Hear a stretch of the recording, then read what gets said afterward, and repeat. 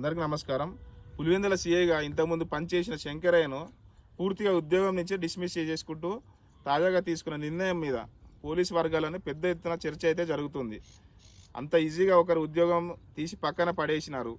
శంకరయ్య వివేకానంద రెడ్డి గారి కేసులో నిందితుడని చెప్పి సహకరించాడని చెప్పి తర్వాత ఆయనకు ఒక డిఎస్పీగా ప్రమోషన్ ఇచ్చారని పదే పదే చంద్రబాబు నాయుడు గారు అబద్ధపు మాటలు మాట్లాడుతుంటే అసెంబ్లీలో కూడా ఇవే వ్యాఖ్యలు చేస్తుంటే చంద్రబాబు గారికి ఒక నోటీస్ పంపించారు. నేను ఇంకా సీఐగానే ఉన్నాను, డిఎస్పీగా ప్రమోషన్ చేశారని చెప్పి అబద్ధం ఎందుకు చెప్పారని ఒక ముఖ్యమంత్రిగా ఉండి అసెంబ్లీలో ఇలాంటి మాటలు మాట్లాడొచ్చా అని. మామూలుగా అయితే ఒక ముఖ్యమంత్రి అసెంబ్లీలో అబద్ధాలు చెబితే తాను సభకు మిస్లీడ్ చేసినట్టు, సభకు అబద్ధాలు చెప్పినట్టు, ఒక రకంగా చెప్పాలంటే సభకు అబద్ధాలు చెప్పిన వాళ్ళ మీద చర్యలు తీసుకోవాలి. ఆయనకు డిఎస్పీగా ప్రమోట్ చేశారని చెప్పారు. అందుకని చెప్పి ఆయన శంకరయ్య చంద్రబాబు గారికి ముఖ్యమంత్రి గారికి నోటీసులు పంపించారు.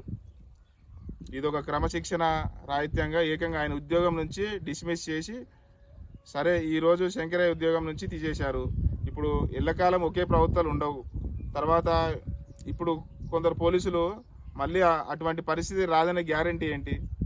అంత ఈజీగా ఉద్యోగాల నుంచి డిస్మిస్ చేసేసి తర్వాత ఇంకేమన్నా క్రిమినల్ కేసులు పెట్టి సో ఇంత ఆషామాషిగా వాళ్ళ ఉద్యోగాలు పక్కన పడేసుకుంటూ పోతే ఈరోజు శంకరయ్య ఉన్నారు, రేపు ఆ ప్లేస్లో ఇంకొకరు రారని గ్యారంటీ ఏంటి?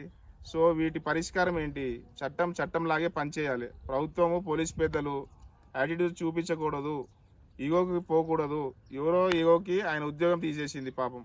నిజంగానే మళ్ళీ ఆయన న్యాయస్థానానికి వెళ్ళి ఫైట్ చేసుకుంటారో ఏమో. శంకరయ్య గారికి న్యాయం జరగాలని న్యాయస్థానంలో పోరాడి గెలుస్తారని చెప్పి ఆశిస్తున్నా. ఇట్లా మీ పి కోటేశ్వరరావు, కందుకూరు నియోజకవర్గం.